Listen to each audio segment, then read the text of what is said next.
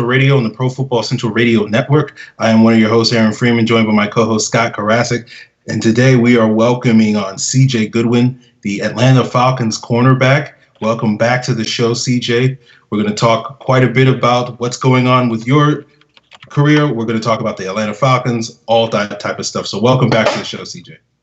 I appreciate you guys having me, man. Great to be back. It's great to have you on. So we're just going to run right into it. Anything that you changed in your off-season program this year? I did a little bit more DB work with some of the DBs from the Falcons. I went out to Seattle and trained a little bit with Desmond Trufant and we at his camp. So it was me, Desmond Trufant, Rocky, Robert Alford, and Brian Poole. We did a little bit of work out there, and we just really talked about the DB position and how to read receivers and whatnot. So I've been trying to implement that to my game as of late. Okay, I'm curious. What are some of your personal goals that you have for this season, given what you expect to accomplish this year? Some of my goals are just to see how good I can be, man. Being a DB is a very tough position, and I have realistic goals. I mean, and I want to see how good I can be. Honestly, man, I don't trick my mind into thinking I want to be the best corner ever. But I think I can be, honestly, if I put that work in and if I be the best corner I can be. Sky's the limit, honestly. Trying to be the next Richard Sherman type is what you're saying. I want to be the next CJ Goodwin. However good that is, I want to be that. I want to be the best CJ Goodwin I can be. I like that too. So speaking of tall, lanky corners, we know Jalen Collins is going through some things. Do you see that as an opportunity to get more reps on defense while he's out? Like I said, I just want to be the best I can be. If I get the opportunity to go out there, whenever I get the opportunity to go out there, I just want to put on the best showing I can. And as the last game, I got a chip on my shoulder about last game, about what transpired in that game. But Jalen's unfortunate situation is just an unfortunate situation for him and our brotherhood. So it's the next man up mentality, man. And whoever that next man is an opportunity for them to go out there and display their talents. Okay, you talked about the chip. You talked about the chip on your shoulder from the Super Bowl. Elaborate. You made some plays in that game, and people have been talking about you as an ascending player. That was sort of your coming out party. Talk about that chip that you have on your shoulder. Oh, that chip I was talking about was from the last preseason game. But I can definitely elaborate on the Super Bowl. It was just an unfortunate event of what happened, but we're really not too hard on that on the Super Bowl. We haven't really even talked about it a lot, honestly. Us as a team, we're talking about the next game. We're actually talking about the Steelers game. We're not even focused on the regular season games as of yet. But it was just the playing in the Super Bowl gives you confidence. I'm way more confident, way more comfortable now. I played on the biggest stage possible in the NFL. So I'm no longer a receiver turned corner. I'm a corner now. So I'm a football player. So I mean, I have confidence now, which was my biggest downfall was my lack of confidence. So we'll see where that takes me, honestly. So kind of speaking about confident guys, I know that the Falcons went out this offseason. They got big old Dontari Poe. They got Duke Riley. They got Tack McKinley. They got DeMonte Casey. All those guys seem to have a little bit of a swagger to them just from when you see them play with their past teams. For sure, man. Yeah, so they've shown it in practice. Bringing those guys in. Yes, for sure, man. I can speak on DeMonte Casey because he's in my room every day. We in the DB rooms, and he just came in and fit right in, man. Everybody loves that guy. He's just, I mean, we don't really do a lot of like rookie things. Like we really don't do rookie hazing or anything like that. So we welcome everybody with open arms, and he came right in and he made his own way. And he's just a great guy, man. I don't want to call him a kid, we're around the same age, but he's a great guy, man, honestly. So, and those other guys you mentioned, man, they fit right in. I know Big Poe is, I mean, he's kind of quiet, but I mean, when he talks, he has something to say. He's a great dude, man. And Tack came right in. He came late, and he fit right in as well. He's been doing his thing at practice, man, just running through people. So they did a great job bringing those guys in, man, and they fit right into the brotherhood for sure. Now, CJ, last time we had you on, we asked you if you could pick a starting five if you're playing a pickup basketball game among your teammates. And I'm curious, to be honest with you, I can't remember everybody that you picked. I remember Julio was on the team, but I think Justin Hardy was also on the team too. But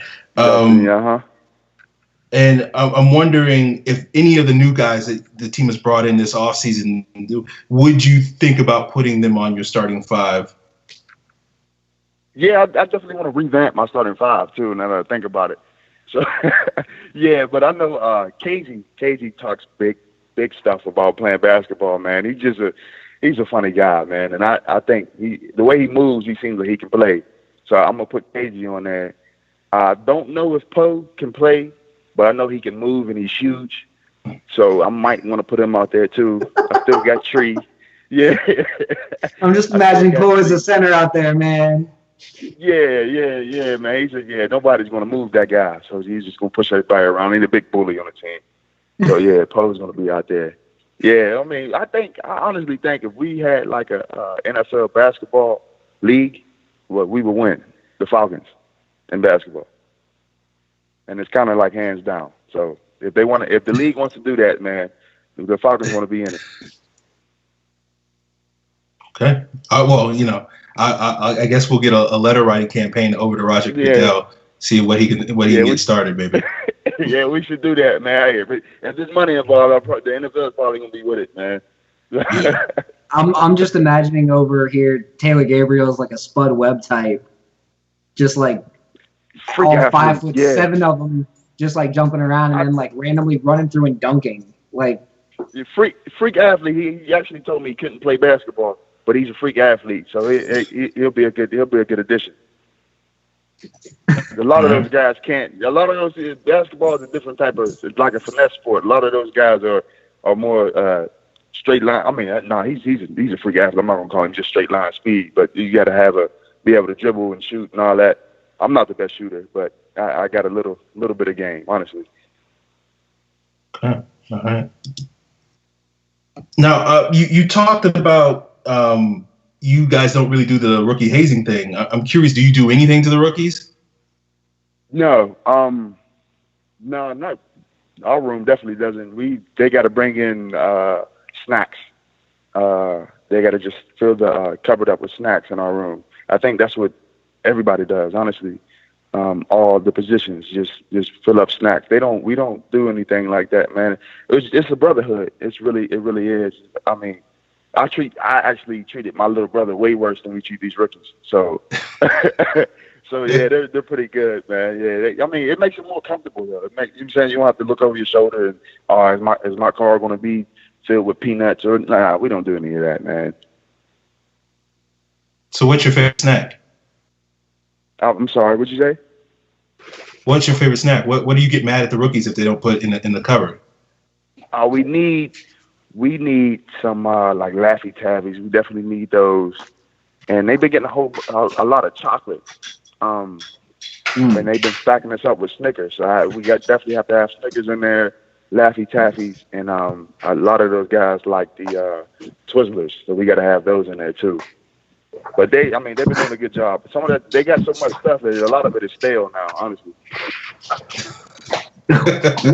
When I was in college, we had to do parade, and we had to have our freshmen bring us candy, and my thing was sour gummy worms. Yeah, I think we might tell Casey to get that tomorrow. Actually, that sounds pretty good. Sour gummy, yeah, definitely. I like the little watermelon Sour Patch Kid things. I'm gonna tell him to get some of them too. Might text him right after this phone call. All right. Talk about sort of the team overall. Obviously, the season didn't end last year as way anybody wanted to. A lot of people looking at this season with the defense stepping up and being a big part of the team's success. Last year was, a lot of the headlines were about the offense and how good they were. What are you as a defensive unit and as a team overall sort of focused on trying to take that next level and get better? I honestly think we look way better than we did last year, and I don't think we looked that bad last year. I mean, we don't really look at stats, but I know we were pretty comfortable. But we're really focused on the details. We have Marquand Manuel as our defensive coordinator, who everybody regards in our organization. So we're all looking at him like we can get the job done, and they did a good job of putting the pieces together, and we basically kept everybody together and added even more talent. So sky's the limit with the defense, man. Honestly, I know we're a very fast defense. It all comes down to how bad we really want it. Honestly, I mean, health for one, but I think when we really focus on the details, we can be great. We can be a great defense. Okay. You talked about Marquand Manuel. What sort of differences have you noticed with his coaching style versus Richard Smith's? He was our DB coach last year. Marquand was. So we already kind of knew what we were going to get from him as a DB. We already knew what we were going to get from him as a coach. But he's I don't want to talk about Mr. Smith, but Marquand's more of a hands-on guy. He played football for a while, and you kind of like when he talks, you listen because he's been there, he's done that, and I think he brings that to us, and we really listen, and he has your best interests at heart, and you can see that when he talks and when he tells you something, he really means it, and he really wants to see you as a better man more than a better football player. He always says, when I get a better man out of you, I'll get a better football player out of you. So we hold that dear to our hearts, for sure. So kind of compounding on that, do you see a scheme difference with Manuel on there? We're running the same defenses, man. I mean, we're not trying to sneak up on anybody. People know what we run. We run cover 3 and we want to run a little bit of man. We're not hiding anything. That's what we do. And they know we step kick, we stay on top. That's our job. So we're not hiding anything, man. It's the same defense, but we just want to run a little bit better this year. Mark, I want to ask you about, you get to practice every day against the reigning MVP. Is it a point of pride for the defensive backs to pick off Matt Ryan during practice? Is that something that you guys pride yourselves on? It's a point of pride to get the ball every snap. That's what we want to do. It doesn't matter who the quarterback is. Going against him is a great thing. I'm not trying to discredit him at all, but whoever it is, if we want to get that ball, and he's one of the most accurate quarterbacks that we've seen. So I mean, when we get it off of him, it's a great thing. But we don't know who the quarterback is at the time. We're just going to get the ball. We actually are on a streak right now where we got the ball every day since the start of camp. So I mean, we're trying to keep that going. That's what we do. We punch at the ball every rep. We try to go get the ball every rep. We say 3 and outs are cool, but 1 and outs are even better. So that's what we want to go for. Turnovers break the back of an offense. I'm sorry? Turnovers will break the back of an offense too. Exactly. That's our goal, man. The team that turns the ball over more tends to lose more. So I mean, it's a fact. That's what we want to create turnovers and score with. Okay.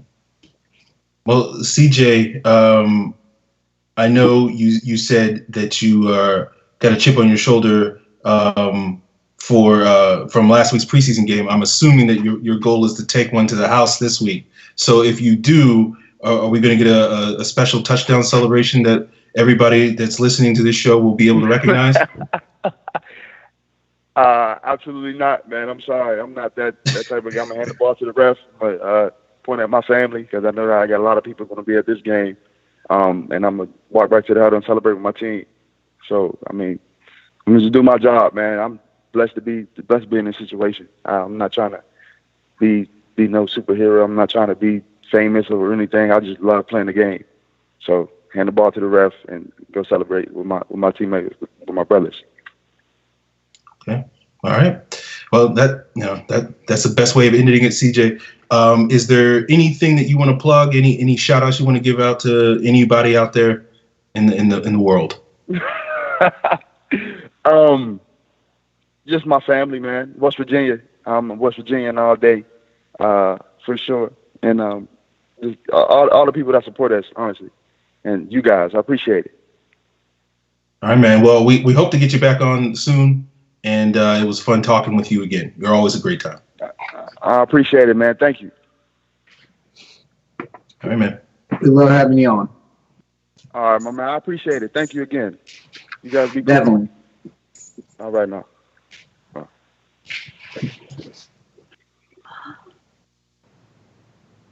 All right. So that was CJ Goodwin, guys. If you're tuning in late, you missed that episode. You will be able to catch it on iTunes. We have been having issues with the iTunes feed, but you can go find all the links to the iTunes on profootballcentral.com. You can also find it on YouTube, and this is being broadcast on Facebook Live, so you can always catch up as well. So let's get to the rest of the show. We want to appreciate what CJ talked with us, and it's always a good time talking with him. But we do have another show to talk about, quite a bit of show. We do want to talk about Devontae Freeman's contract extension that was signed the day after we aired and talked a little bit about it. We do want to review the Miami Dolphins game. We want to talk a little bit about the upcoming Steelers game that CJ is going to get a pick six for us in, and we want to answer your mailbag questions. So as we often do, let's start things with the roster moves. Obviously, the big roster move was Devontae Freeman's contract extension signed last week, but the Falcons also made some moves today, or made one move today and may make another move tomorrow. They waived in with an injury settlement running back B.J. Daniels. There's reports that they're going to bring in David Cobb, the running back formerly of Minnesota and the Titans and whoever else he played for. He's going to be working out with the team tomorrow. So, there's a decent chance that he might get picked up as a replacement for Daniels. Scott, you got any thoughts on, this flipping of, or possible flipping of a running back? I mean, losing B.J. Daniels, I don't really see that as a big deal at all. David Cobb's a pretty solid running back. He ran in his own scheme, so I'm not too worried about him fitting in well. I just am worried about seeing if they go with Cobb or if they go with someone else. Yeah, I mean, this is, they just picked up Kelvin Taylor.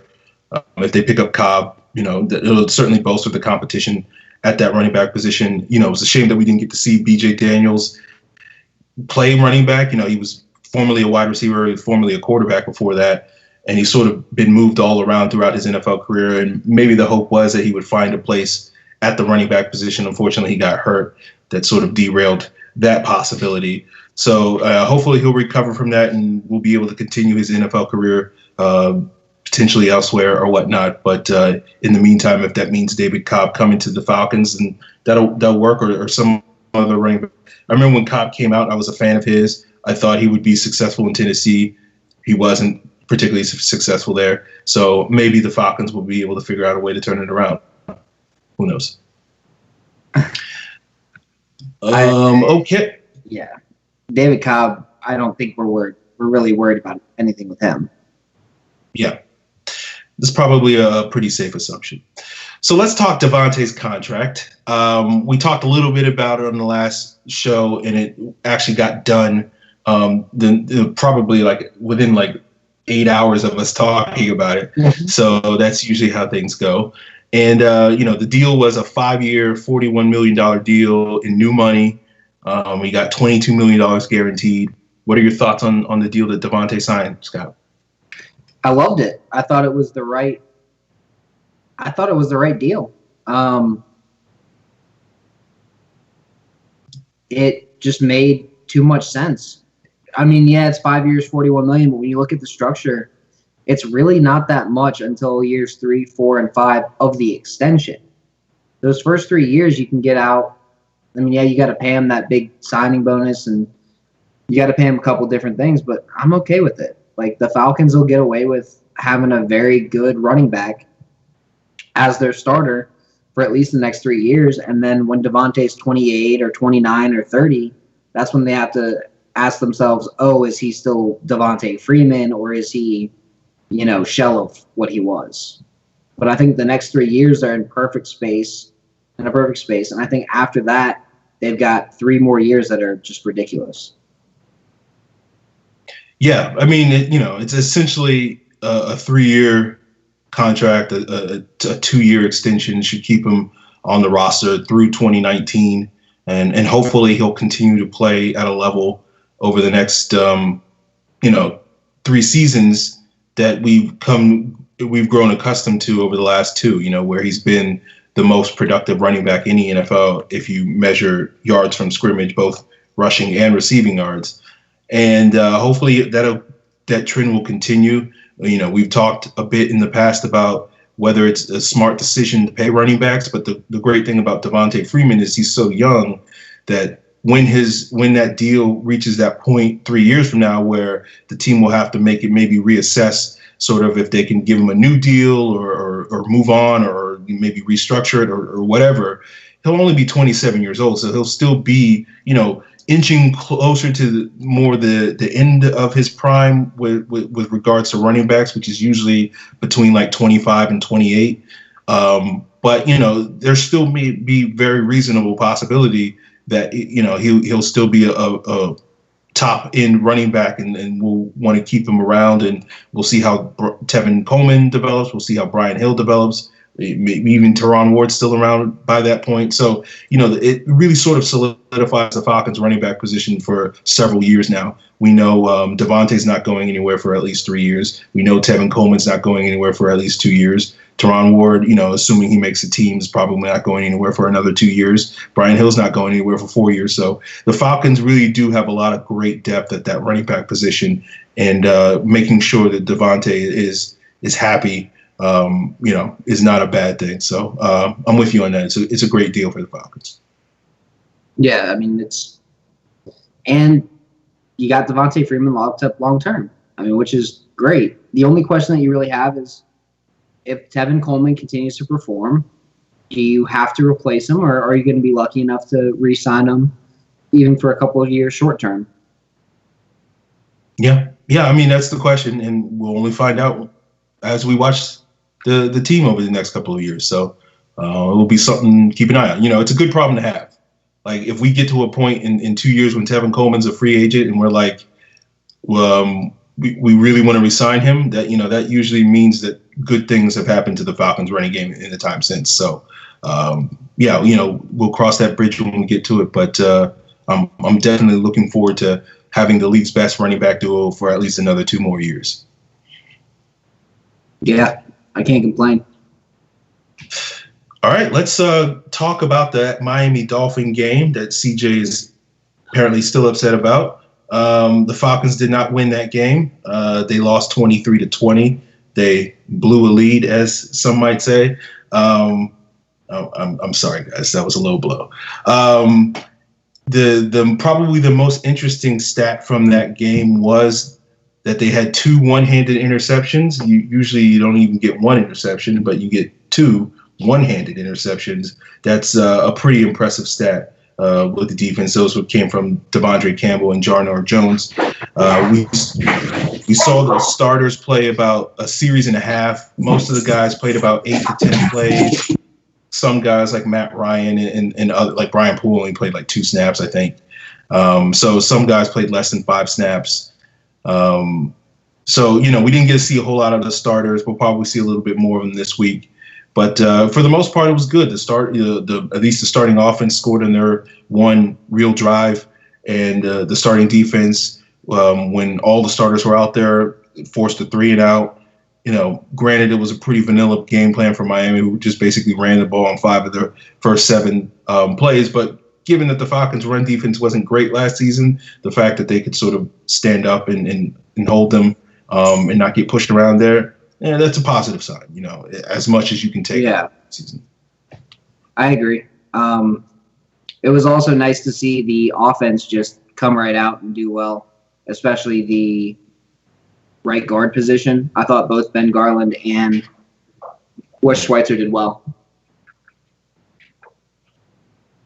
Yeah. It's an interesting battle. We'll see how it plays out. I don't think I think this week will probably give us a little bit more of a definitive take on it, because I think they want to have that position settled for the third preseason game against Arizona, which is the dress rehearsal game. And you don't want to have that going into being a question mark going into the last preseason game, as we've noticed in previous years, where the offensive line issues sort of continue to plague the team, and then they have to, trade for Andy Levitri and cut Joe Hawley and sign Gino Gradkowski and all that stuff that happened a couple of years ago. So hopefully, whoever winds up being the starter at right guard sort of emerges and is a clear-cut winner. I think Schweitzer, between the two, I thought Schweitzer probably had the more impressive game. But then again, he wasn't necessarily facing as stiff a competition as Garland was going against the starters. But or at least he did face the Dolphins starting defensive line, don't get me wrong, but he also got some opportunities to face the backups. So maybe that helped him look a little bit better. But yeah, we'll see how it plays out. So who were some other guys that stood out to you, Scott, in that game? I thought Deion Jones had a really good game. I thought Ward had a really good game. What was his name? The receiver, Reggie Davis. Reggie Davis had a great game. And I thought my boy Andre had a good game. I thought he did really well, especially a kick returner and punt returner. So, and those are the guys. You got one more name to add to the list? Because Evan Birchfield asked a question about were there 5 players that impressed you and 5 who didn't. So you just named 4. Well, if I had to throw a 5th in there, I'd go with really just like the defensive tackles. So like Hageman, Poe, and Jarrett. I thought the 3 of them just did very well together. I mean, you have like 1 or 2 plays where you were like, oh, well, Hageman's getting turned around, but at the same time, Hageman was out there for like 40 snaps. So I'm okay with it. Yeah, if I was picking 5, I'll pick some of the guys that you picked. But I thought Deion Jones was very impressive for like the 8 plays he was out there. I thought Hageman played one of the more consistent games that he's played in his entire life. I thought Derek Shelby looked really good. Maybe he was angry at his old team or something like that, but he didn't look like a guy that had just suffered an Achilles tear, 10 months ago. And I thought Marvin Hall was another receiver along with Reggie Davis that stood out. And, he actually started the game as a replacement for Julio Jones and Taylor Gabriel. I thought Jermaine Grace had a really solid game working with the third team. So if I was picking 5 people, Evan, those would be the 5 guys that I would pick. To continue off of Evan's question, were there 5 people that did not stand out to you, Scott? Jalen Collins, just sorry in that game. Just absolutely sorry. Eric Sobert, he just didn't step up when he was supposed to step up. I'm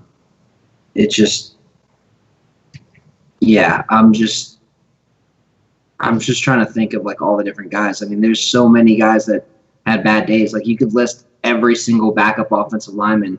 Brunskill looked like crap. Like, I'm sitting here thinking like, oh, who did awful? Brunskill looked like crap. Tia LaVea looked like crap. I mean, I wasn't expecting Napa to look so bad. Matt Sims just can't hit the broadside of a barn. There's a reason why Sims is out there. I mean, and then CJ Goodwin, I know he's on our show. I know he's a friend. He did have a bad play. He got turned around by a third-string quarterback, lost the ball in the air. All I'm saying is I hope he keeps those mistakes to the regular or to the preseason and doesn't do anything like that in the regular season. One bad play though, I'm okay with it. It was his only bad play. So. Yeah. I mean, look. The whole thing with cornerbacks is in this. I wouldn't have picked C.J. Goodwin at all, even if he wasn't on the show. Like cornerbacks get beat. It's like the best corners in the league still give up a completion rate of like 58%. So it's one of those things. Like more often than not, corners are going to get beat. And I think even in the case of Jalen Collins, who certainly did not have the world's best game, I think it's. How bad his game was, I think has been exaggerated quite a bit. But I think people make it out more to be what it is. With some cornerbacks getting beat, it's fine. Like it was the same thing with Alford last year. He would give up a couple of receptions and you have a penalty, and people freaked out. And it's just like it happens, guys. Like Trufant gets beat. Trufant got roasted by Terrell Pryor last preseason, but no one cared because it's fine. It happens. Because it's Trufant. Yeah, but if I'm picking 5 guys that did not stand out to me, Sean Harlow really struggled in the game. I wasn't that impressed with Devondre Campbell. I know he made a couple of really outstanding plays. He had one of those one-handed interceptions, but I wanted to see a little bit more consistency with him sort of setting the edge as a Sam linebacker. I didn't quite see that as much as I wanted to. He got about 8 plays at Sam linebacker, and about 2 or 3 of them I was like, I don't know about that. And the percentage isn't great. He could have played another 20 or something like that and might have had 2 or 3, and it would have been fine.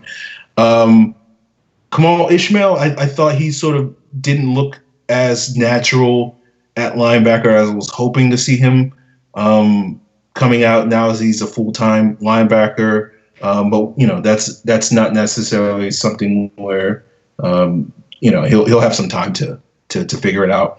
You mentioned Saubert. I'd throw him on my list. I'd probably put Matt Sims on the list. Not because he played really poorly, but his accuracy was pretty scattershot. And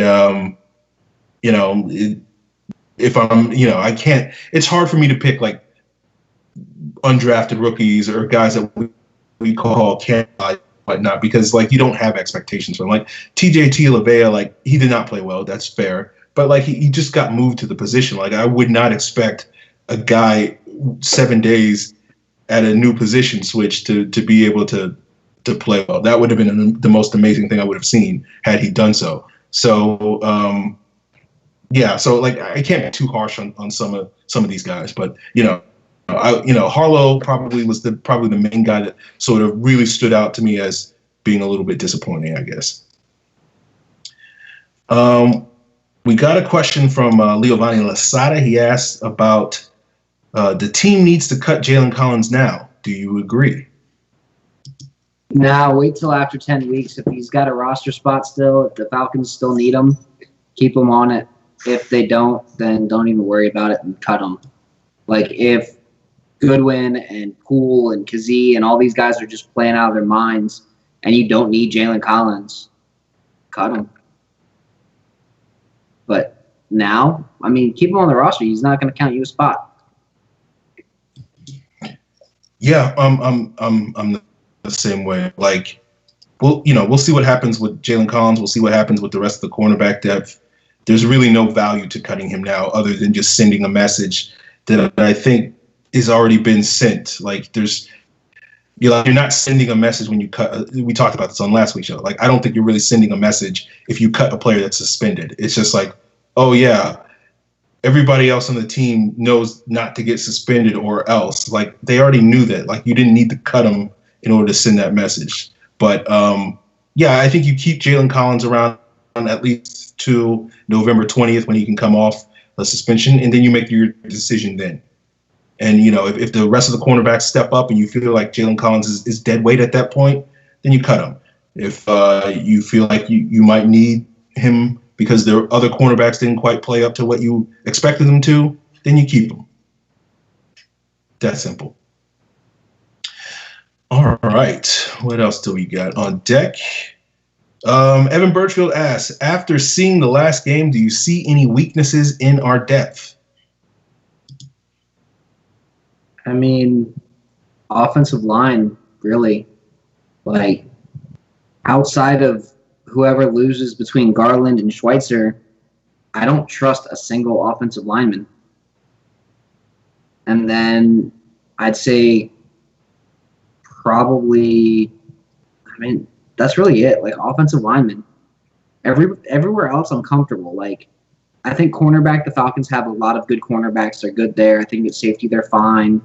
I think at linebacker, they're fine. Like, I'm even cool with some of these third-string guys like Lynn and Grace out there that are looking good. I mean, it's really just – and, like, JT Jones had a good game. So, I mean, like, those kind of guys I'm cool with watching, but really just offensive line. Harlow is not anywhere close to ready. The closest out of all those guys outside of Garland or Schweitzer is probably Napa, and he may not end up making the roster. I mean, like, at this point, I would be perfectly happy if the Falcons went out there and signed Brandon Albert to be the swing tackle. That's where I'm at. Okay. Yeah. I mean, we'll see how it goes. Yeah, like the offensive line depth really was concerning to me. I'm the leader of the don't overreact to the first preseason game bandwagon, but like I'm like 22% more worried about this season because of the offensive line depth or lack thereof. So it's one of those things where like I'm really going to be paying a lot of attention to see if those guys really sort of step up their game this week. Obviously, I think we'll be, as Scott said, I think we'll be fine with the 5 starters. But if any one of those guys should go down for an extended period of time, the drop off between the starters and where I thought some of the backups would be at this point in the summer is a lot bigger than what I thought it was going to be. So hopefully those guys can sort of close that gap a little bit so that by the time we get to September 10th or whenever the season starts, we won't feel as nervous about that. But if not, then maybe we will have to explore the possibility of going out and getting some veteran off the street, which is fine. Yeah, there's more than enough competent offensive tackles out there that they could go out and get. We'll see. All right, let's talk about this upcoming Steeler game. On that note, they will play the Steelers on Sunday at 4:00. I'm really happy that this is an afternoon game as opposed to a night game. I don't know, they're just staying up. Like Thursday night, I was up to like 3 a.m. trying to record a podcast and trying to get stuff up. So afternoon games, I'm a fan. Now, the interesting thing I think we'll have to keep an eye on is how much the starters play. Last year in the second preseason game, they basically played, depending on the group, they played between 2 and 4 series. So basically, they'll probably play most of the first quarter, if not all of it. And maybe a couple of guys might play into the second quarter. So we should get to see a little bit more, particularly guys like Garland and Schweitzer. I would imagine that the team might give Schweitzer the start this week just to give them a fair competition between the two. That's typically what they've often done, sort of alternate guys. So we'll see if that happens. We won't see Devontae Freeman, the newest person in the new tax bracket. He's out with a concussion. Julio, I don't know if I haven't heard any updates on whether he'll play, but it doesn't sound promising with his foot injury. County missed a game last week with an undisclosed injury, so I don't know enough about that to know if he's going to be back this week. There's positivity. It sounds like Tax is going to play. It sounds like Taylor Gabriel's on the mend, so he might play as well. So, if Tack is probably the big name that I know from my personal self in terms of individual players that I want to see. He's the guy that I want to see. So hopefully we get to see him on the field this week. That's my guy. That's the dude I want to see watching. Like, I want to watch him play. I don't see him playing. I don't see him attacking that edge the way that he's supposed to this week. I do agree that Julio and Devontae should probably sit out the rest of the preseason. Okay. I think that makes a lot of sense. Yes. Jackson A. Stone asked the question, should Julio and Devontae both sit out the rest of the preseason for caution? And, we don't need to see. Julio doesn't have to play the preseason. He's fine. We know what he brings. And we got enough of Devontae in this last game to be like, he's ready. He's good. Yeah. I mean, especially with the concussion thing, this is his second concussion of his career, at least in the NFL. And so, there's no reason to put him back on the field, even for that third game. Tevin Coleman, Teron Ward, those guys, Brian Hill, they'll be fine. Like, they don't need to put Devontae out there just so they can have most of their starters playing the first half or whatever it is. So, I would be very much in favor of both of those guys sitting out. Like, Julio at this point, like, they have to be smart with Julio. He needs to be on the Ben Roethlisberger plan for the rest of his career, which is basically don't play in the preseason, because like there's no reason to do it. Like he's always nicked up, and I just keep him healthy as much as possible for week 1. That's fine. He'll be fine. Thing is, though, he's fully practicing. He's just not playing in games, and I think they're just like, we really just don't need to use him in games. I mean, that's the way I want it. Practice all you want, Julio, but I don't want you to get hit. I don't even want DBs to be looking at you funny. Like, I just stay safe out there. We need you.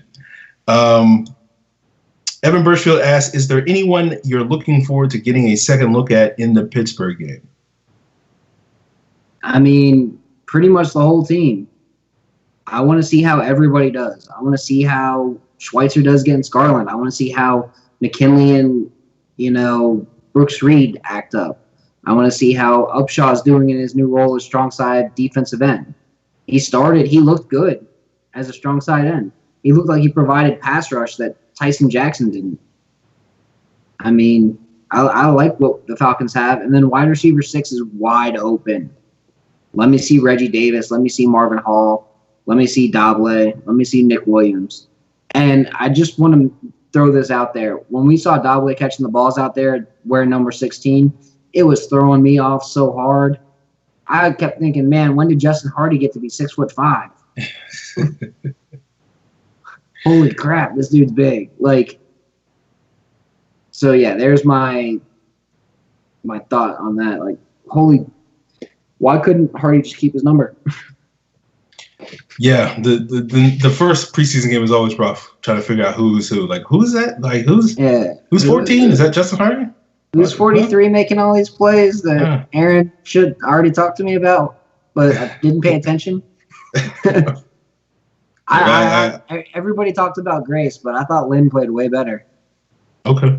Just going back and watching, like, Grace flew around, yeah, but Lynn just was in the right spot. I thought Lynn played better than Reynolds on actual defensive plays.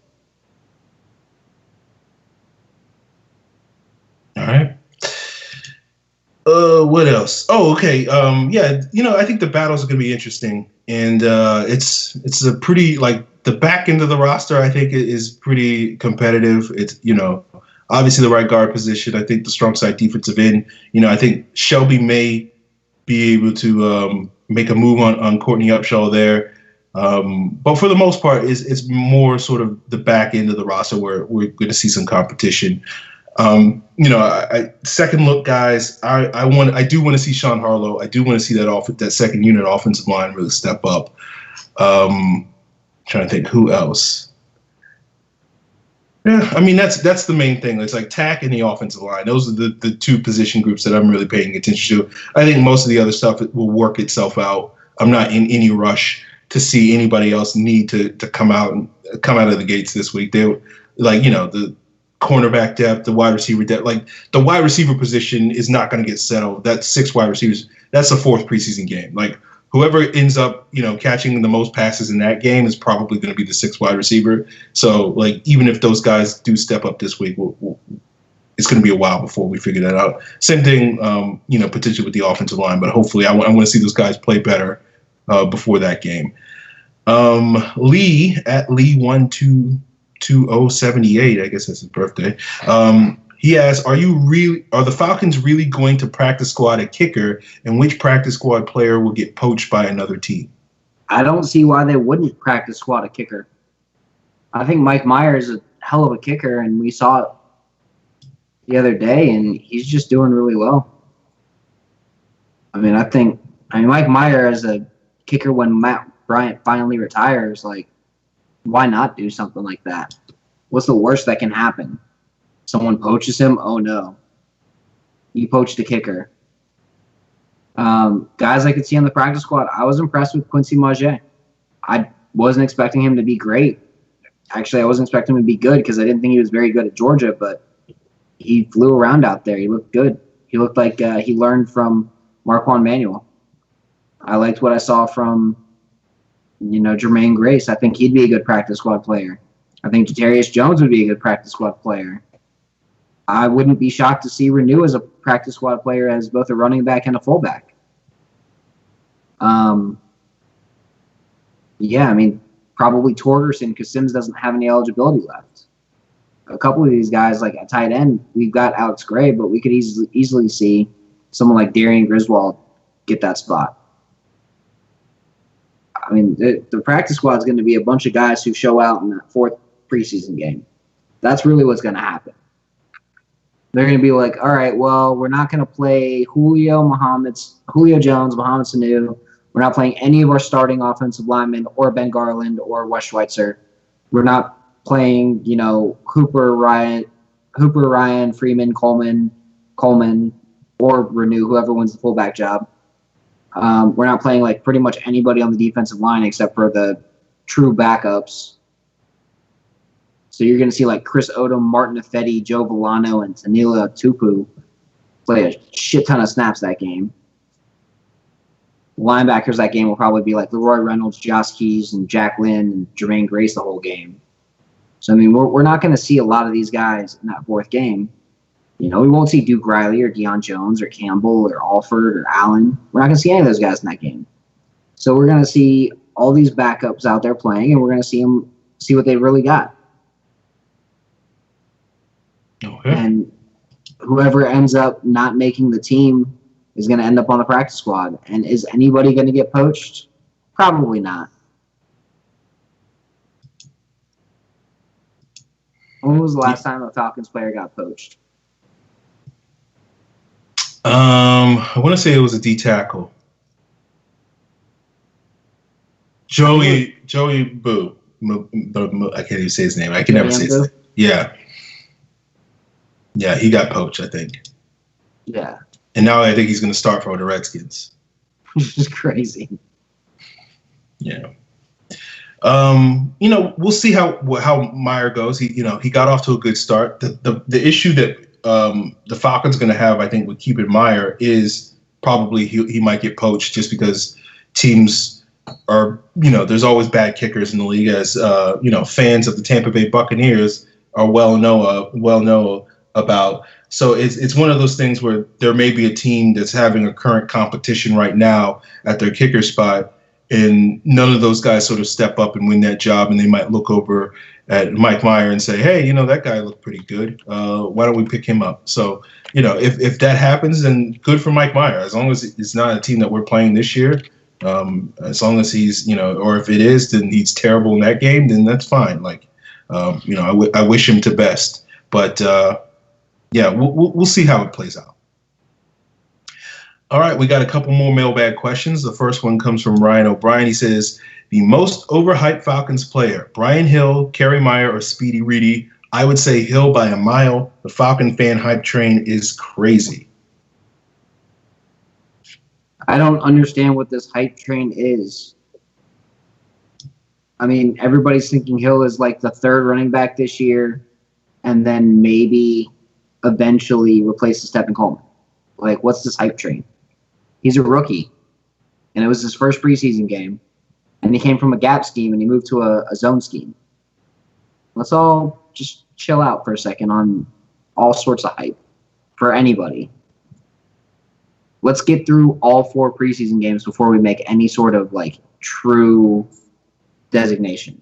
One thing I've always heard from people is if you look good in the preseason, it's a good sign. If you look bad in the preseason, it's not as big of a deal because there's a bunch of guys that look awful in the preseason and then wind up looking great during the season. Hell, Matt Ryan looked like crap last preseason and then had an MVP season. And he's a 8-year veteran, 9-year veteran. There you go. That's a good point.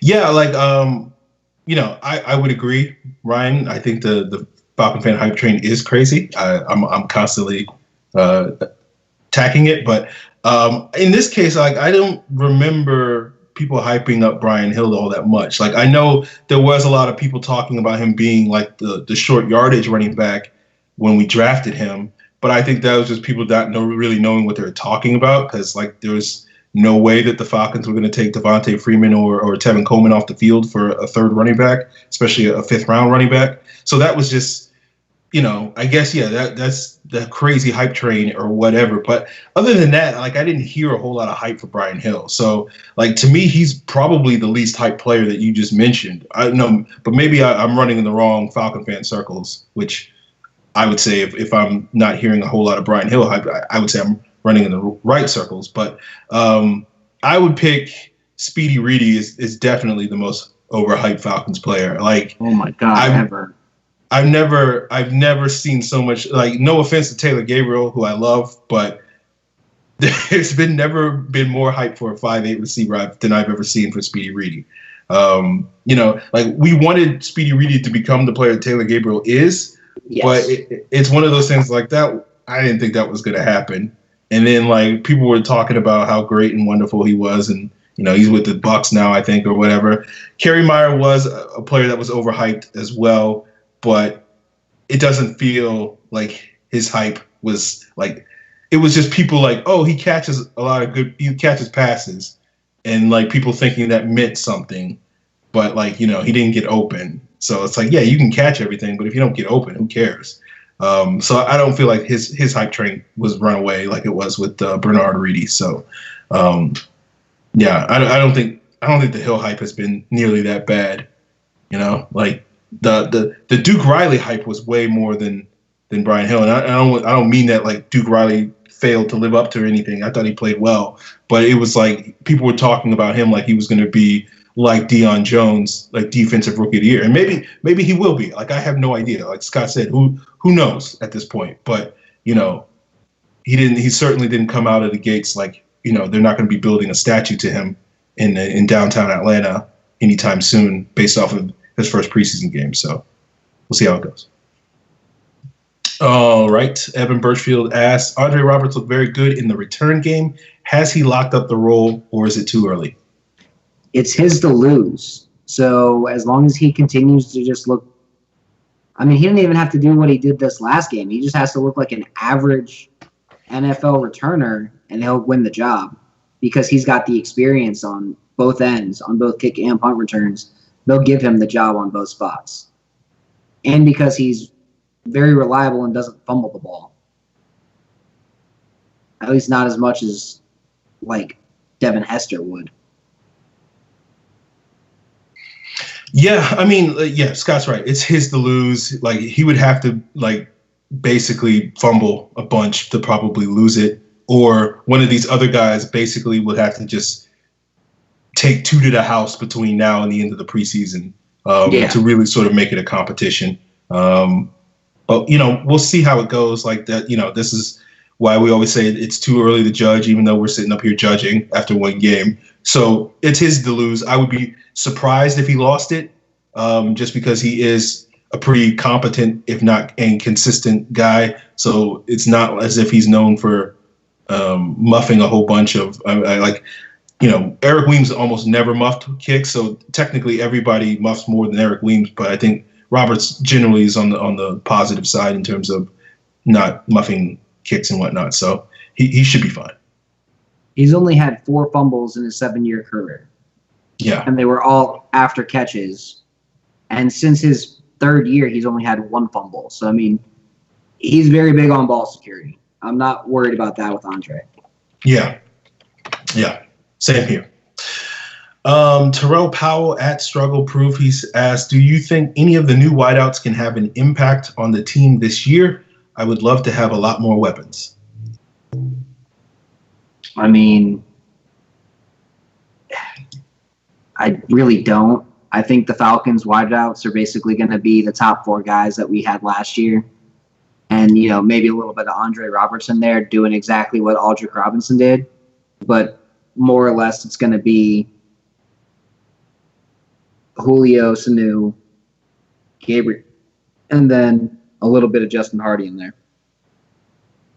I think we're going to see a bigger step forward from our tight ends. We'll see Hooper step forward. I think we'll see Toilolo. He may end up with the same amount of yards, but he'll probably triple his catches. And then, yeah, he'll probably have to because he's not averaging 21 yards per reception again.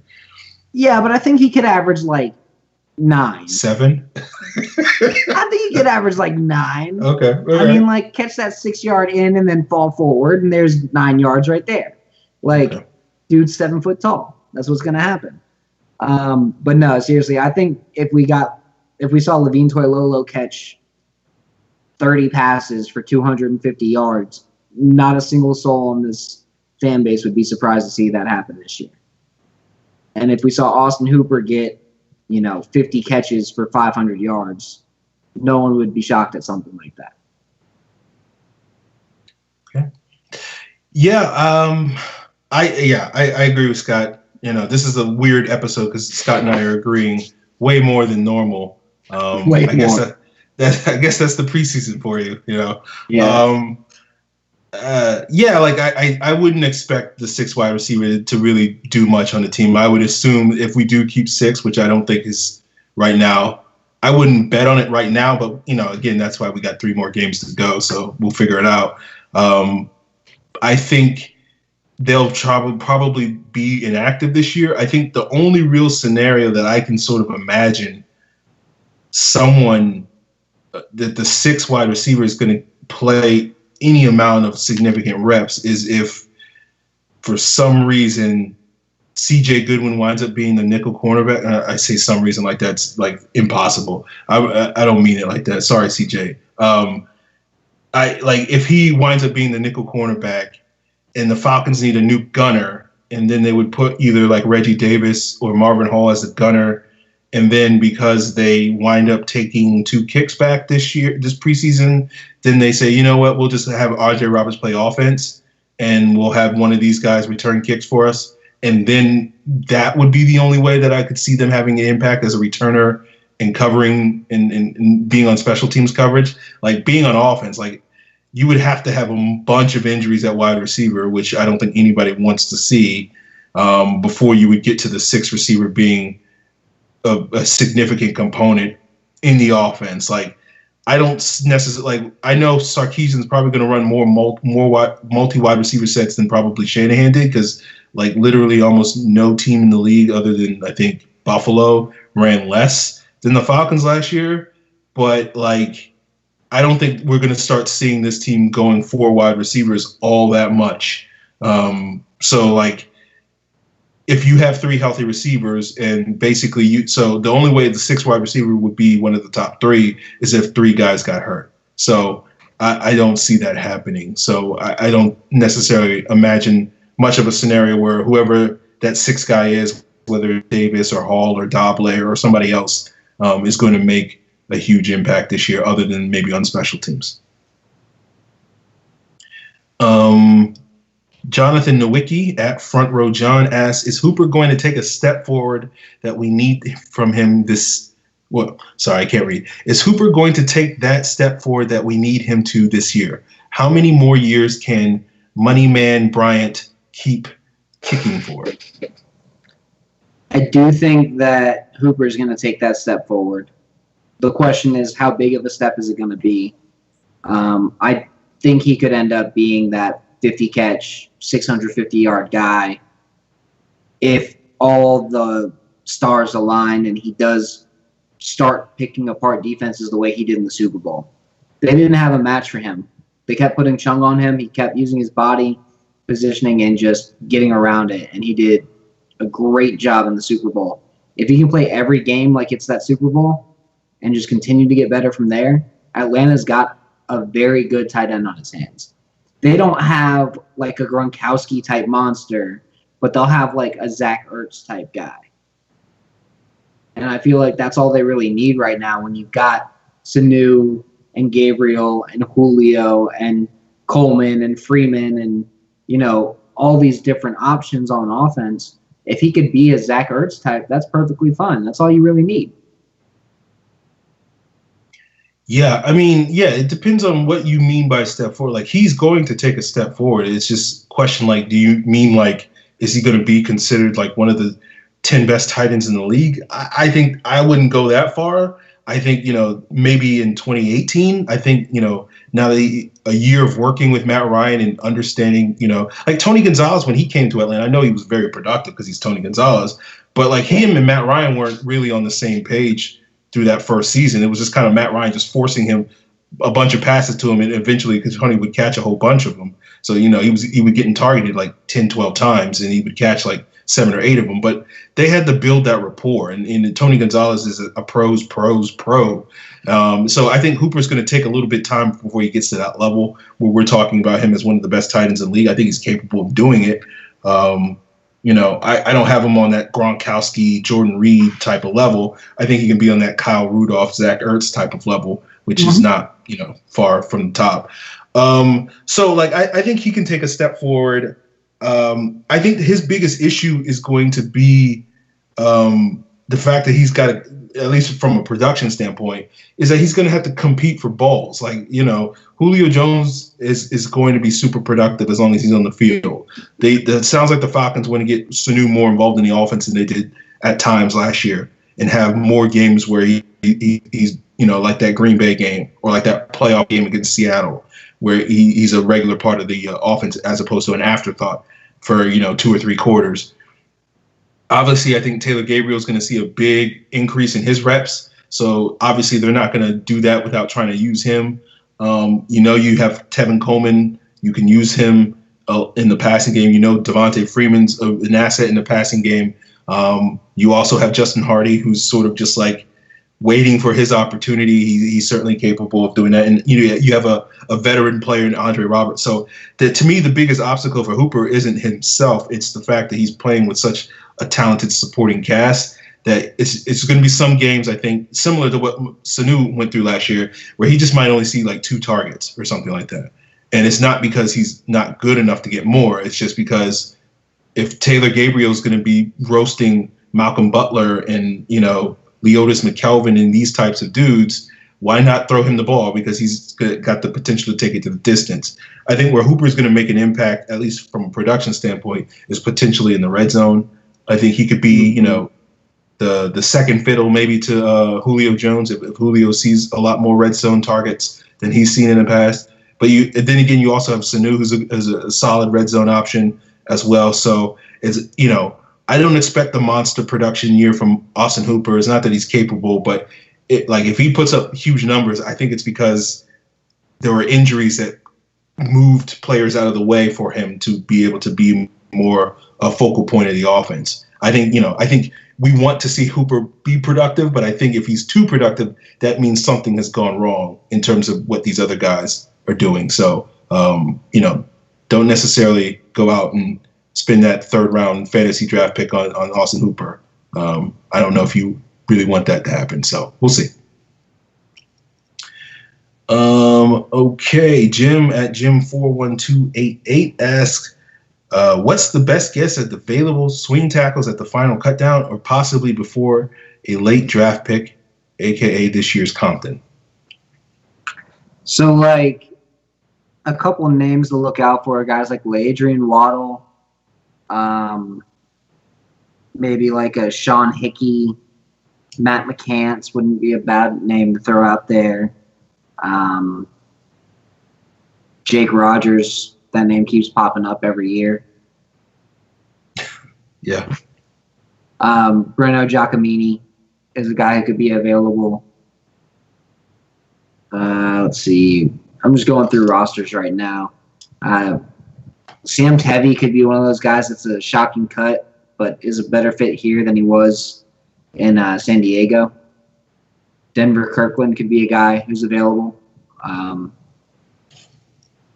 He's got a very interesting background. He's a little bigger, though.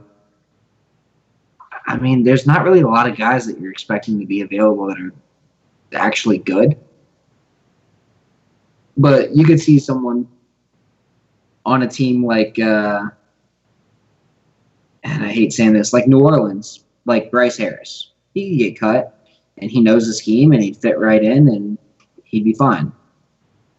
Bryce Harris is still in the league. Wow, that's crazy. Still in the league. So is Cliff Barnes. I mean, both those guys are solid swing tackle types. And the Saints, even though we hate them, they have Ryan Ramczyk, Zach Strief, and Teron Armstead both going to – all three of those guys are guaranteed roster spots. So they could end up getting rid of one of those guys. Out in Arizona, John Wetzel would be a good guy to pull in. Maybe even Ulrich John. I wouldn't mind seeing Atlanta give a guy like John Theus run if they don't like him out in San Fran. I mean, there's just a lot of guys out there who are pretty much just the guys right now, but if you end up seeing these people get cut, they're worth looking into. Like, I wouldn't expect Brandon Shell to get cut from the Jets, but if he does, you got to take a look at him. Or Eric Winston getting cut from the Bengals, but if he does, I mean, that's your guy. Or even Cameron Irving getting cut from the Browns. But if he does get cut, that's your guy. Yeah, I mean, you said it, Scott. The reality is there isn't enough good offensive linemen to go around for all 32 teams to have good offensive linemen, and there certainly isn't enough. If you don't have 160 good starters, you're definitely not going to have enough to have a lot of good backups. And so the problem the Falcons are going to face, and this becomes apparent when you start looking at other teams' rosters, is any team that has a good backup offensive tackle, as a competent swing tackle that you'd be like, oh yeah, that guy's pretty good, they're not going to cut him because they're too valuable. You don't cut good offensive tackles if you can't help it. So it's one of those things where, like, there's probably the chances that, some sort of Andy Levitre-like savior comes down the pipeline for the Falcons, I think is pretty low. It always seems like the Falcons seem to get lucky with Levitre and Taylor Gabriel, so I don't want to rule anything out. I don't know how they've been able to snag these starting caliber players off the waiver wire, but maybe they could make it 3 for 3. Who knows? But I think more than likely, if the Falcons wind up picking up somebody, it's going to be somebody who is going to be maybe a better option than some of the guys we have currently, at least has actually started some NFL games, but isn't necessarily going to be a guy that you're going to be like, oh yeah, we're going to be fine at offensive tackle if this guy starts. You're going to be just as nervous about that guy playing extended reps as you would be with any of the rookies. You just know, oh, he's at least played in the league and been bad, as opposed to some of these rookies where you're a little bit nervous that since they haven't played in the league, they could wind up being terrible. If we wind up playing, I'm trying to think of a team on the schedule like Buffalo. Like if God forbid Jake Matthews is out that game, it's like you don't want Daniel Brunskill or Andreas Nappy going up against Jerry Hughes or Shaq Lawson. That's just not going to be pretty. So it's one of those situations where, hopefully it works out for the Falcons. Hopefully these young guys step up. But if you're counting on getting a good offensive tackle off the waiver wire, I don't want to piss on your dreams, but it's probably not going to be likely. If you're going to get somebody, you're going to have to pay a premium for it, maybe. Speaking of which, we got a question from Ryan O'Brien. He said, would you kick the tires on Brandon Albert to compete at the right guard spot / depth? I would give him a look. I would only use Brandon Albert as depth. I think right guard, you have to stick with Schweitzer and Garland, just because, from my view, those two guys are looking good in that area. I think they're a good fit for the role, and they both held up well against Sue. I mean, that was going to be their biggest test this preseason. I think they looked fine. I think they both anchored well, and I think they both held up well in a one-on-one against him. So I'd love to see them bring in Brandon Albert because he can play pretty much every spot on the line except for center. And then worst case scenario, if Mac does go down, you've got Garland on the roster who can kick center. So right now, I mean, bring in Albert, run your seven-man offensive line roster to have Garland, Schweitzer, whoever wins that right guard spot starts at right guard. Whoever loses is the backup. And then have Albert there for left tackle, left guard, and right tackle. And then you got, obviously, Mack, Levitri, Matthews, and Schrader starting in their normal spots. Okay. Look, kick the tires. Yeah, you can kick the tires because that's free. Like, you just say, hey, Brandon Albert, come work out for us. So kicking the tires, yeah, sure, do it. The issue with Brandon Albert, I think, is going to be money. Brandon Albert basically held out a part of the offseason with the Jaguars because he wanted more money, or he wanted guaranteed money. And he was already set to make $18 million over the course of 2017 and 2019. So I don't think he'll be cheap. I don't think you're going to sign Brandon Albert to be depth. I think if you're bringing Brandon Albert, he's only going to want to come to be a backup or a starter because he's only going to come to your team if he gets paid like a starter. So, if he's basically scoffing at $8 million unguaranteed money, then I don't know if he's going to be in the Falcons' price range to get. I don't necessarily like the idea of putting Brandon Albert at right guard just because, he played left guard in college. I think he played a little bit of left guard in the NFL, like in an emergency. But I don't think he's played guard in like 8 or 9 years. And just throwing him out there now and saying, yeah, get good to go at right guard, even as a backup, I just don't see how that would work. If you're going to bring Brandon Albert in, I think the only scenario that you bring Brandon Albert in is if you find out that these rookies stink and then you sign him mid-season if you need him. And you, at that point, you're willing to pay, $7 or $8 million to bring him in because you don't have any alternatives. But like now, he's more of an emergency option, in my opinion, given his probable price tag, as opposed to someone that you think you can bring in as a viable depth candidate. So I don't see it as very realistic. But, I certainly wouldn't complain about it if we did do it. So sure, kick the tires, but I don't necessarily think it's a realistic option. All right. Tyrell Powell asks, how good do you think the defense can really get? I think it could be a top 10 defense. Potentially even better, but I think it could be a top 10 defense this year. And especially if they stay healthy, it could be one of the best pass rushing units in the league. I mean, like, to me, the ceiling of the defense is the defensive line ceiling. Like, we know the linebackers will, I'm hard on the linebackers just because I need something to complain about, but we know they're talented. We know they can make plays. We know the secondary is one of the best secondaries in the league. We know the defensive line has the capacity to be really good. We know we have talent up there. We just need to see it more consistently. To me, the biggest issue the team had last year defensively was their front seven was not reliable in terms of generating pass rush, particularly when the base defense was on the field. And then even the nickel defense, which was significantly better at generating pass rush, sort of would disappear from time to times. And, that second half of that San Diego game was a good example of that. The Super Bowl is a good example of that.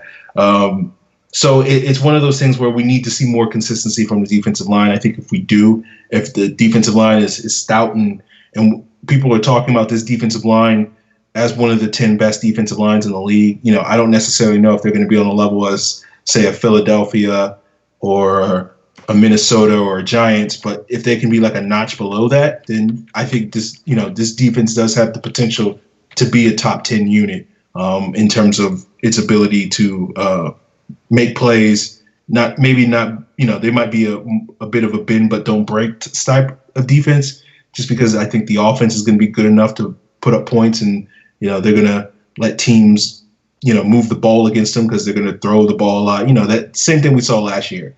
But hopefully they could be a lot stouter in the red zone. They were dead last in the red zone last year.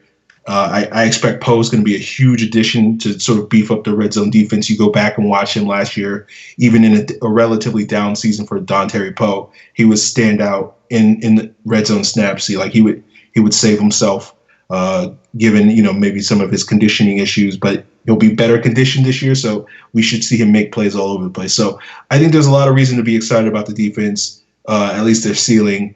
And we'll just have to see if they can actually go out there and prove it. Okay. John at Leovani Lasada asked, do you think Upshaw flourishes with such a deep D-line rotation? Let's just see how they all end up rotating in and out. I don't think he's going to play more than 20% of the snaps this year. I think he'll do better than he did last year, but I don't think he's going to be this ridiculously amazing NFL football player all of a sudden. I think he's just going to be what he was last year with a better role for his talent. Like, 5-tech is probably his best role. When they signed him, I was like, that guy should probably be playing strong side end as opposed to Tyson Jackson. And everybody was like, well, no, he's going to be a linebacker. He's too small, or he's too small to play strong side end. Where is he playing now? Did they sound like that when they said this guy? Yeah, he did. Yeah, look, it'll be interesting to see how that goes. Like, again, first preseason game, hot takes, but like I was more impressed with Derek Shelby in the Miami game, and I would like to, if he's going to play like that coming off of the Achilles, I would like to see him get that opportunity. If Upshaw's the guy, then Upshaw's the guy. Like his play improved over the course of last season. If he plays like he did over the last 6 or so weeks of the season every week, then no, I got no issues with that. I think the Falcons have options there. So, flourishes, are we going to see Upshaw have a career year? I don't know. I think he'll be the same, like Scott said, I think he'll be the same player he's always been. Maybe he'll, he was really good against the run last year, towards the end of the year. So, I think he'll fit well there. I'll predict a career year for Courtney Upshaw because that's 2.5 sacks. Okay, there you go. All right. I didn't even. I thought it was higher than that. Okay, yeah. No, Courtney Upshaw will have 3 sacks. Yeah, there you go. He'll have a career year. Okay, he'll fair have enough. 3 sacks on 20% of his snaps. He'll have 25 tackles again this year. He'll have 3 tackles for loss and a pass deflection. That'll be Courtney Upshaw, and I'm sure he'd be perfectly happy with that. And yeah, he'll pop a fumble out. There you go. Boom. There's Courtney Upshaw's year. There you go. All right, Falcons. Andy asks, which players do you think will see increased roles this season other than Courtney Upshaw, I guess? I mean, that's more of yeah, whatever. Probably Grady Jarrett. Going to see him play a lot of 3-tech all year. We'll see Vic Beasley in probably a different role. He'll play his normal downs, but I think we're going to see him a little bit more in the base as well. I think we'll see a lot more of Keanu Neal in maybe not increased role in terms of playing time because he'll still play that 1,000 snaps. But I think we'll see him in an increased role of what they use him for. I think he'll play deep. I think he'll play short. I think he'll play that mid-hook. I think he'll come in as a linebacker. I think he'll blitz every now and again. I think they'll use Keanu Neal in a lot of different ways this year, and it'll really help out the defense. And I think Deion Jones will see a little bit more, not playing time, but a little bit more of a role as the leader, as an expanded role there. On offense, I think Taylor Gabriel sees an extended role. I think he ends up being the true number 2 wide receiver. As much as we all love Mohamed Sanu, I think that's going to be the guy. Yeah. I mean, look, obviously, I could cheat and say Austin Hooper's going to have an increased role, or Wes Schweitzer going to have an increased role, or Big Girl is going to. Those are obvious. Not so obvious. I think Taylor Gabriel's a good pick. I think he'll see a big increase in his reps. I think Ricardo Allen, he obviously played more than anybody else, so it's not going to be in snaps. But similar to what Scott was saying about Keanu Neal, I think we'll see him be used a little bit differently in terms of we'll see him get opportunities to cover the slot. We'll see him get opportunities to play single high. We'll see him get opportunities to play in the box a little bit and sort of be moved around a little bit more as opposed to just being parked 25 yards downfield and say, don't let anybody get behind you, like he was for pretty much like 95% of last season. Trying to think. I think Brooks Reed is going to probably see increased reps. I think he earned a lot of trust with this coaching staff at the end of the season when Claiborne was out, and I think he'll probably be a regular part of the rotation. We'll see him on some nickel snaps out there, along with guys like Tag and Vic and Claiborne. So like I think he'll see an increased role. Obviously, he'll play quite a bit probably in the base defense as well. But I think we'll see him. Hageman technically would qualify as well. I know towards the end of the season, due to injury, he saw an increased role. But I think we might see him be a regular part of the rotation as well. Early in the season, it was like off and on where he would be inactive some games. So I think they'll see a big increase from that as well. So, yeah. All right, what's next? All right, Luke at the Dirty Bird 1998 asks, is it reasonable for Brian Poole to improve at man coverage, or will we deploy Goodwin or Allen as the third cornerback in man-heavy games? Brian Poole should improve just because he's a sophomore as opposed to a rookie. That alone should help him improve in man coverage. But I do think we'll see a little bit more of either Allen or Goodwin in the slot in those man-heavy situations, just because I think it's going to be a better fit for what Atlanta's trying to do just overall on defense. I mean, I like Brian Poole, but I think we are going to see, especially against bigger wide receivers, we're going to see Goodwin out there, and we'll see, like, Trufant in the slot. Or we'll see Alford in the slot, as opposed to Goodwin in the slot, really. Unless it's like a tight end, like a Rob Gronkowski, then we'll see Goodwin out there, probably on Gronk, because he's the only guy with the length to compete with him. Yeah, I mean, how Poole should make a jump this year, man coverage. As Scott said, it's going to be a question of how big a jump he's going to make, because I think, part of the issue he had was he's not the biggest, he's not the longest, he's not the fastest guy, and those are sorts of things that don't really improve as you get better. Now, maybe he'll be a little bit savvier, his technique will be a little bit stronger, and if he improves his feet and sort of hones that sort of thing, he can get the most out of sort of his physical limitations, if you want to call them that. So like I think it is reasonable that he will improve, but I don't necessarily know if we're gonna I don't think anybody should necessarily come into the season think he's going to be like Chris Harris all of a sudden or anything like that. So we'll have to see about that. It'll be interesting to me to see if we do see, I just said it, but how much we see of Allen maybe playing some of the slot, because there's going to be certain teams where you're going to want, like Dallas is a team, I think, you don't really want to play a lot of nickel against Dallas in their offensive line and with their running game, because like you're basically just giving Zeke Elliott like 25 yards a pop if you're going to do that.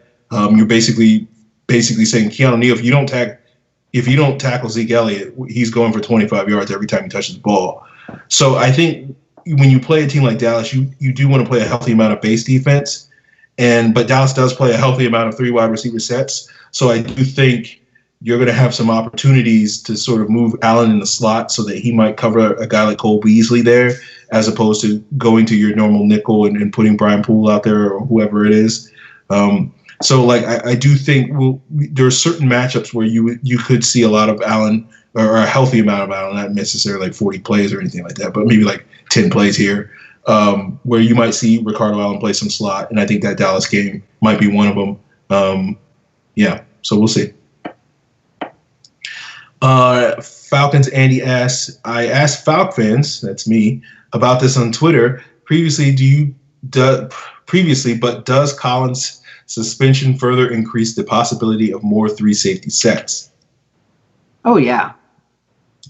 I mean, I was expecting more 3 safety sets to begin with, just because you're going to have Kazee out there, and I think you'll see Allen and Kazee both playing safety and both playing nickel.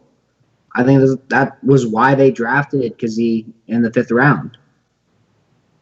They said, hey, this guy can do exactly what Ricardo Allen can as a nickel corner, but maybe he can do more than just be a nickel, and maybe he can also play a poor man's version at safety. So I know Aaron's sitting here like, no, he's not going to be as good as a free safety. He's probably not as good at free safety, but I think they're both about equal at nickel corner. Yeah, no. I think KZ was another guy that I probably should have put on my list of guys that were very impressive. He came out stronger than I sort of expected him to in that Miami game. I think it'll be interesting. I don't even know if it's going to necessarily be KZ though. Like we'll have to see how he performs the rest of the preseason. If he keeps playing like that, then he'll probably be the guy. But I do think Niesman showed a lot. I think he did in that game as well, because one of the things that they did interesting on I think the second series was they did drop Ricardo Allen into the slot to cover the slot receiver, and they rotated Niesman back to play that single high. And I think if you're going to play the three safety sets, because Niesman's kind of like the hybrid free safety, strong safety that we kind of wanted Robinson Therese to be, but he never really was because he was never really great playing that single high role. I think Niesman sort of gives you an option there that if you want, you have Allen who has his skill set, you have Neal who has his skill set, and Niesman kind of combines the two of them together. And so you can sort of do a little bit more strategically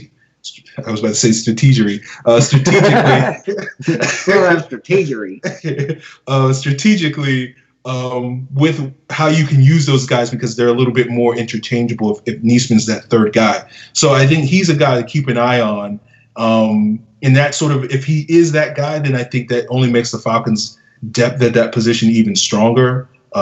Being able to have a guy like that who can sort of be a backup at both free safety and strong safety.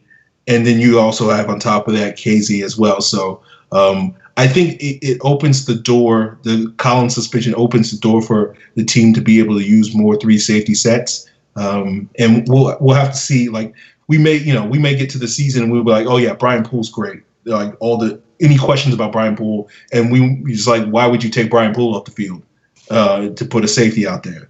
That may be a situation as well. So we'll have to see how it plays out. But I think the Falcons have some flexibility with sort of how they can use their DBs just because of how good their depth is at that position. All right, Andy asked, do you think the team will still be why can't I read today? Do you think the team will still be willing to redshirt Harlow for a year like they did with Wes if his performances don't improve? I think they're going to redshirt him regardless. Okay. Yeah, I mean, look, I think the issue with Harlow right now is if he doesn't improve, I don't think he's a safe bet to make the roster. I think there's a decent chance that the Falcons may say, you know what, we're better off putting him on the practice squad and going out there and getting a veteran at that guard spot to be the option behind Schweitzer, Garland, and Levitri. Now, again, that's a first preseason game hot take. So we get to Sunday and I'll be like, okay, that was a silly thing for me to say. So I don't want to sound like I'm giving up on Harlow or anything like that.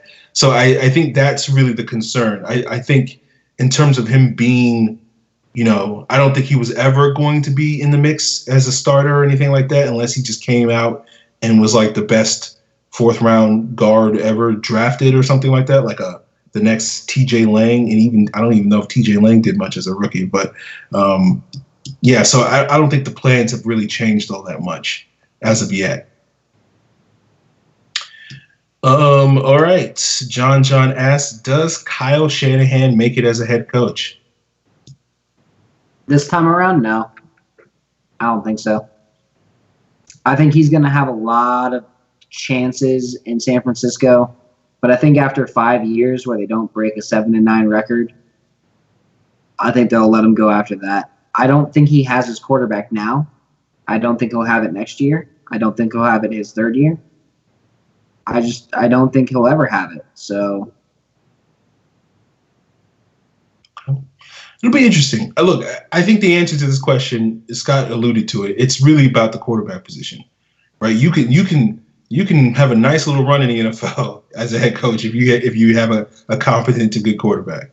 So it's really about, can he find a quarterback? If if they go out and get Kirk Cousins next year, I don't know if that's going to work out for them long term, but I'm sure it'll certainly buy him 3 years to figure things out. Because I don't think Kirk Cousins is terrible. I don't think he's particularly great or anything, but he's certainly not terrible. He can keep you competitive. If they wind up drafting a guy, then it's going to hinge on if he winds up drafting like Lamar Jackson or something, then I think he's got a halfway decent shot at making it as head coach. If one of these other guys, Josh Rosen or Sam Darnold, they live up to their hype, then yeah, he'll have a decent shot at making it long term as a coach. So it really boils down to the quarterback position. I don't think in this league you can sort of survive long term. Particularly as an offensive minded coach. Like if he was a defensive guru, then yeah, it's possible that he could rebuild that 49er defense like a Rex Ryan and be able to last 5 years just basically playing lights out defense. But that's not really what he's going to do. So he needs to get a quarterback probably next year. I don't know if he can survive beyond 2 seasons without one. Before the pressure starts to mount on him. So we'll see. Supposed to be a good quarterback class next year too. That's what they say, but they kind of say that every year around this time, and then we get to March and everybody's like, "This is the worst quarterback class ever." All right, last question comes from Andy. He asks a stupid random question, but if you could own one Falcons jersey, past or present, who would it be? I mean, not including the ones I've already got. I would say a John Abraham 55 in the old school style. Okay. Good choice. I'm not a big jersey guy. Like I used to be all about the jersey, but like, I don't know. I turned 30 and I was like, I don't really care anymore. Like, not to say like it's a juvenile thing or anything. It's just like, I just don't really care that much. When you turned 30, like 5 years ago? 4 years ago. Don't put that on me, Scott. It's okay. I still got a year and a couple months till I'm 30. I just noticed like when I was like 30, I was like, I don't really care about jerseys anymore. So I mean, like I care about the team's jersey, but like in terms of buying jerseys and wearing jerseys, like it's not that big a deal to me anymore. But like if I had to pick a jersey, past or present, I would pick Brian Jordan. He was the reason that I became a Falcon fan. Or maybe a Deion Sanders jersey. He was on the team when I became a Falcon. But Brian Jordan, I don't know, maybe some of you guys don't know the story, but Brian Jordan is related to me. He's like a second cousin, twice removed or something like that. I don't know. And he, like, when I found out that he played for the Falcons, I became a Falcon fan. Like, prior to that, I was, a snot-nosed kid back in, like, 1990, just picking teams based off of who had the coolest helmets and whatnot. Like I was a Jets fan for like 6 weeks because I thought airplanes were cool and I liked the color green. And then I found out he was my cousin. I was like, oh, I'm going to root for the Falcons. And they were good that year. Then he went to play baseball. And then, he never came back to the Falcons, but wound up being very successful playing baseball. So if I had to pick one jersey, I'd pick his. All right, guys, that is it for our show. We want to thank once again CJ Goodwin. If you missed it, of course, you can catch it on iTunes. You can catch it on Facebook Live. You can catch it on YouTube. Go to the Pro Football Central page on YouTube. You can catch it on the Falcons Central Radio Show on Facebook Live, as well as iTunes. If you're having issues with the iTunes feed, I know some people have in recent weeks, you can go to profootballcentral.com and find the correct link for the current PFC Radio iTunes feed, where you will have no problem getting this latest episode or any of the episodes from the past couple of months on there if you may have missed those. So check out profootballcentral.com, click on any of the Falcon Central Radio links, and you'll find the links to the iTunes feed there. If you guys want to submit your mailbag questions, you can use the hashtag Falcons Mailbag. Get on the show next week. We'll be talking about the Steelers game. We'll be talking about how CJ Goodwin had a pick six. We'll be talking about a whole bunch of stuff next week. So send in your questions. Use the hashtag Falcons Mailbag. I'm at FalcFans. Scott is at Karasik S. You can tweet at the show's Twitter handle, PF Central, PF Central, Falcons PFC, all that type of stuff. And we'll be back next week to talk more Falcons. We're good, I think. Looks like the feeds. I think